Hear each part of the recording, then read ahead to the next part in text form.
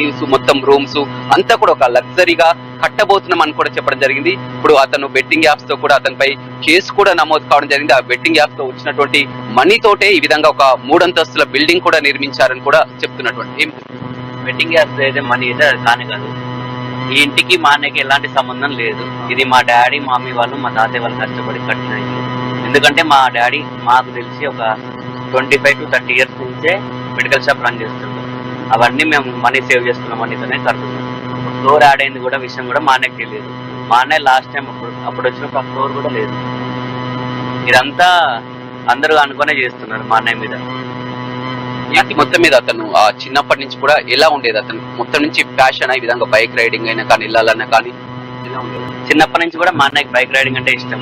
అదే ప్యాషన్ తోనే స్టడీ అంతే కంటిన్యూ చేసుకుంటూనే బైక్ కావాలని కొనుక్కొని అతని ఓన్ గా టాలెంట్ గానే తెలుగులో ఎవరు లేరు వీడియోస్ చేయడానికి. నేను కూడా ట్రై చేస్తాను అనుకుంటే చిన్న ట్రై చేస్తున్నా. పల్లెటూరు నుంచి ఆ లెవెల్కి వచ్చే వరకు అందరికి ఇంతవరకు బాగానే ఉంది. ఎందుకంటే ఒక మధ్యతరగతి కుటుంబం ఒక పల్లెటూరు నుంచి వచ్చిండ్రు. మీ అన్నయ్య అతి తక్కువ కాలంలోనే ఒక 4 million ఫాలోవర్స్, 40 లక్షల ఫాలోవర్స్ కూడా సంపాదించారు. దాని మీద వచ్చేటువంటి మనీ తోటి అతను లగ్జరీగా గడపొచ్చు, మీ కుటుంబాన్ని కూడా అంతా పోషించవచ్చు. కానీ ఈ బెట్టింగ్ యాప్ ని ప్రమోట్ చేయడానికి కారణం ఏంది? బెట్టింగ్ యాప్స్ వల్ల కూడా ఎంతో మంది జీవితాలు కూడా బలవుతున్నాయి. నీకు కూడా తెలుసు. చాలా వరకు కూడా ఈ బెట్టింగ్ యాప్స్ ని ఎందుకు ప్రమోట్ చేస్తున్నారంటే మా అన్నయ్య బెట్టింగ్ యాప్స్ క్లోజ్ చేసింది. లాస్ట్ 3 months నుంచి వీడియోస్ కూడా ఏం పెట్టట్లేదు. ఈ విషయంలో మేము అందరం కూడా డిస్కస్ చేసుకుని వద్దనే అనుకున్నాం. వీడియోస్ పెట్టకున్నాక కూడా వీళ్ళు కావాలని అన్వేష్ వీళ్ళందరూ టార్గెట్ చేసి ఇప్పుడు వీడియోస్ పెట్టానని కూడా మళ్ళీ లాగుతున్నారు. ఏదో పర్సనల్ గొడవ లెక్క ఉన్నదాన్ని ఈ వీడియోస్ మీదకి లాగుతున్నారు అన్వేష్. మొన్న నానిని కూడా చూడడం జరిగింది, వైజాగ్ లో అరెస్ట్ అయినటువంటి నాని. ఇప్పుడు అన్న మొత్తం మీద ఏంటంటే అంతా కూడా పోలీసులు కూడా దీనిపై ఒక ఛాలెంజ్ గా తీసుకున్నటువంటి పరిస్థితి. ఖచ్చితంగా అతను ఎక్కడున్నా తీసుకొస్తాం. అన్నయ్య నీతో చివరిగా ఎప్పుడు మాట్లాడింది? లాస్ట్ టైం ఒక 3 months డాడీతోనే మాట్లాడతాను. ఏం చెప్తావు? ఈ రకరకాల కూడా వార్తలు వస్తున్నాయి మీ అన్నయ్య మీద, ఏం చెప్పదలుచు? అసలు ఇంటికి మా అన్నయ్యకైతే ఎలాంటి సంబంధం లేదు. అందరూ వస్తున్నారు, ఫొటోస్ తీసుకుంటున్నారు, వెళ్తున్నారు. వాళ్ళకి నచ్చింది వాళ్ళు మాట్లాడుతున్నారు.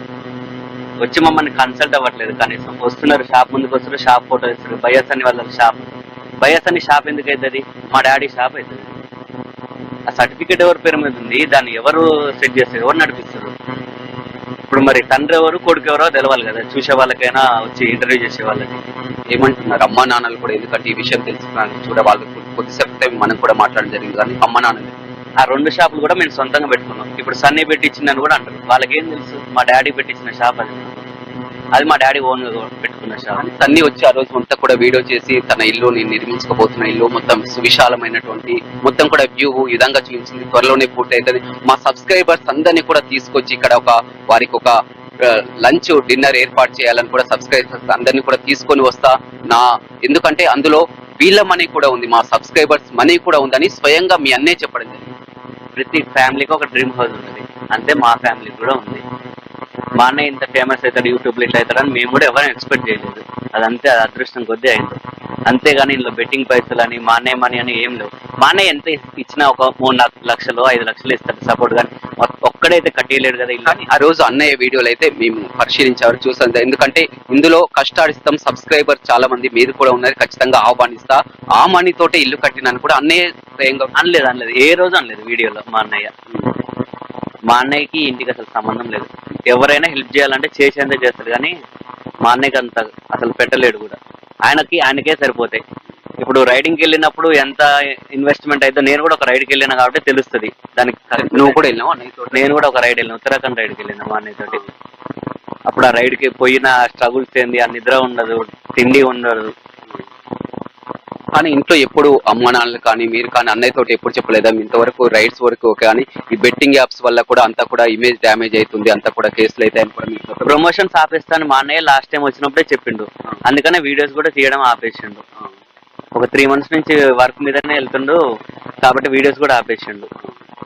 వేరే ఏదైనా బిజినెస్ మేము కూడా చూసుకుందాం, ఎన్ని రోజులని తిరుగుతాం అట్లా అనుకుంటే మేము కూడా అందరం కూడా ఫ్యామిలీ డిస్కస్ చేసుకుంటాను. ఎందుకంటే మీ ఫ్యామిలీ ఒక మధ్యతరగతి కుటుంబం అయినా కానీ సంతోషంగా బతుకుతున్నది. ఎందుకంటే అమ్మా నాన్నలు మెడికల్ షాప్ లో ఉండి అది ఫుల్గా నడుస్తున్నటువంటి పరిస్థితి, మీరు మొబైల్ షాప్ నిర్వహించుకుంటున్నారు. బైక్ రైడర్ గా ఉంటే ఓకే, కానీ ఈ విధంగా మొత్తం కూడా బెట్టింగ్ యాప్లకు పాల్పడి మొత్తం ఎంతో మంది జీవితాలు కూడా నాశనం అవుతున్నటువంటి పరిస్థితి. బెట్టింగ్ యాప్స్ ఆపేస్తాను మా అన్నయ్య ఎప్పుడో అన్నాడు. కాకపోతే అఫీషియల్ గా వీడియోలోనే చెప్తా అన్నాడు. కాకపోతే ఆ వీడియోస్ ఎప్పుడు వస్తాయని మేము కూడా వెయిట్ చేస్తున్నాం. వీడియోస్ చేయలే కదా, యూట్యూబ్ లో వీడియోస్ వస్తేనే అప్పుడు ప్రమోషన్స్ ఆగిపోతాయి. మళ్ళీ ఎప్పుడు వస్తారు మీ అన్నయ్య? మా అన్నయ్య అదే చూస్తున్నాం, ఒక 1 వీక్ లో రావచ్చు, వస్తే 10 days లో రావచ్చు, లేకపోతే 2 days 3 days కి రావచ్చు. ఎప్పుడు వస్తున్నారని తెలియదు. వస్తే మాత్రం డైరెక్ట్ ఇంటికి వస్తాడు. ఆయనే వచ్చి వివరణ ఇస్తారా అసలు? ఆయన వచ్చి ఇంటర్వ్యూ చెప్తాడు, అందరికీ చెప్పేస్తాడు ఏంటి. చివరిగా ఎప్పుడు రావడం జరిగింది? లాస్ట్ టైం ఒక 3 months అమెరికా రైడ్కి వెళ్లే ముందు వచ్చి వెళ్ళిపోయాడు. ఈ ఇష్యూ అయినాక కూడా, కేసు నమోదైనాక కూడా మీతో మాట్లాడినట్టు కూడా తెలుసు. మాతో ఏం మాట్లాడలేదు. అమ్మ నాన్నలకు ఫోన్ చేసి ఫోన్ చేయలేదు. ఇక రైడ్కి వెళ్తే మీరు అందరూ నమ్ముతారో నమ్మరో కానీ రైడ్కి వెళ్తే అసలు మాట్లాడు. ఏదైనా ఉన్నా ఇన్స్టాగ్రామ్ లో ఆయన మేము అప్డేట్ కావడమే తప్ప, ఎందుకంటే మాకు డే అయితే వాళ్ళకి నైట్ అవుతుంది కదా, అట్లా బిజీ షెడ్యూల్ చెప్పేసి వెళ్ళిపోతాడు. నేను ఫోన్లో మెసేజ్ ఏం చేయను, నేను సేఫ్ గానే ఉంటా, నా గురించి అని కావాలంటే అప్డేట్ చూసుకొని ఇన్స్టాగ్రామ్ లో అంటాడు. కానీ ఎవరు నమ్మరు ఈ మాట. నిన్న పోలీస్ వాళ్ళు కూడా అంతే అన్నారు, మీకు